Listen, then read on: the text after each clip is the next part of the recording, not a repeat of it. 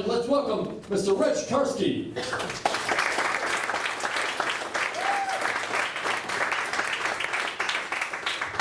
So, I was watching TV today, and one of those Sarah McLachlan ASPCA commercials came on. Does anybody else use those commercials to try to guilt your pets into behaving? Like you get 3/4 of the way through a bottle of bourbon, and you just start looking at them, sitting there on the couch. You're like, it could have been you, you know. Instead, we rescued you, you come here, piss on my floor. Bet one of those dogs wouldn't do that. And that's when I realized that I'm becoming my dad. So I had a health scare recently where I needed to have something removed from my bladder. And to do that, what they do is they have to put this really long tube up your urethra and into your bladder. What they don't tell you is that when they do this, you just start peeing everywhere.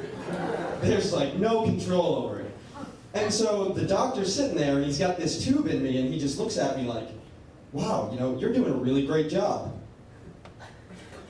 I mean, if he had gone to college with me, he would have known that I was really good at peeing when I'm not supposed to.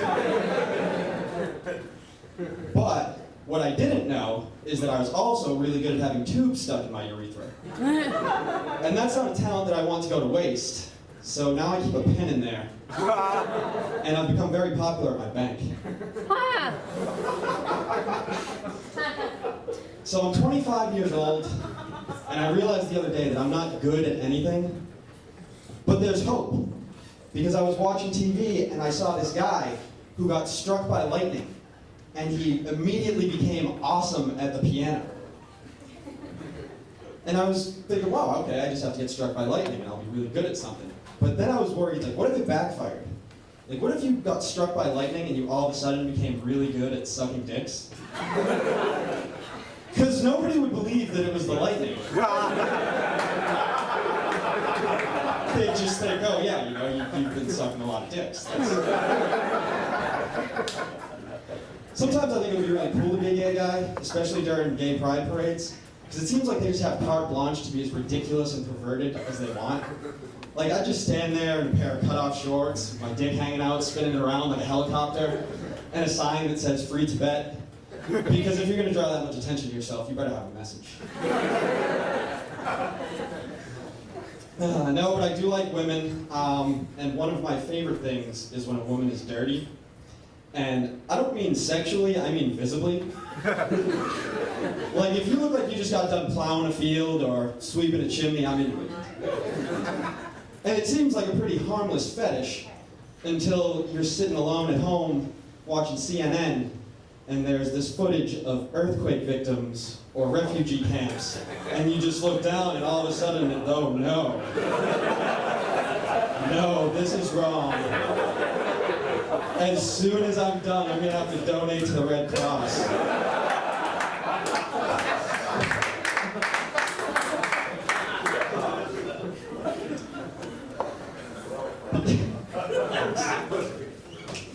But yeah, so I do some volunteer work. Anybody else out there volunteer? No, you're a bunch of shitbags. What I do is I coach youth football. And you'd be surprised at how easy it is to coach youth sports and not molest children. Because they act like that's why you're there. And they make it seem like it's going to be really hard to not molest these kids. You have to submit to a background check, you have to sign all these papers, and you have to go to this class where they teach you good touch and bad touch. And it makes you nervous. It's like, what aren't they telling me? Are these kids going to, like, get me drunk and start coming on me? So it's the night before the first practice, and I'm a little nervous, but I get there the next day, and I'm excited because I still don't want to molest anybody. But I'm a little disappointed because it's like the kids aren't even trying to be sexy. They're just running around, bumping into each other and crying, and nobody wants to fuck that.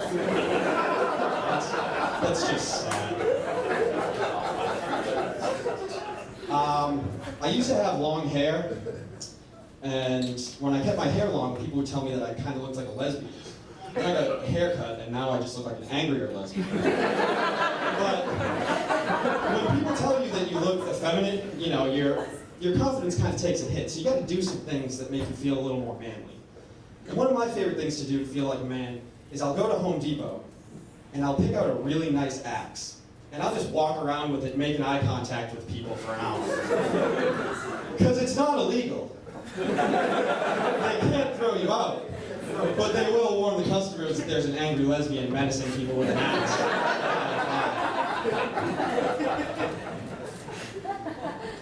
I was thinking a lot about time travel recently because I'm an adult and I hate my job.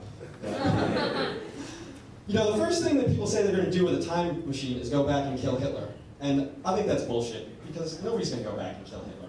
I mean, you're not just going to turn into a murderer because you have a time machine.